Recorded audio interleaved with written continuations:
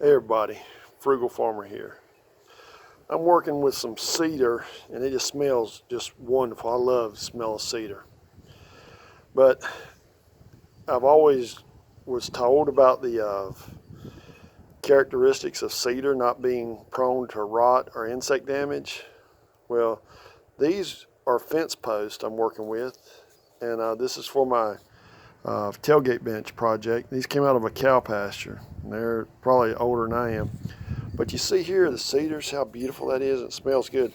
But this is where rot and most likely insects were in the bark area, but they did not do a thing. And I've got 4 pieces I've looked at, and all of them are the same way. They got right to here, and then they couldn't go no further. And this was towards the bottom of the pole.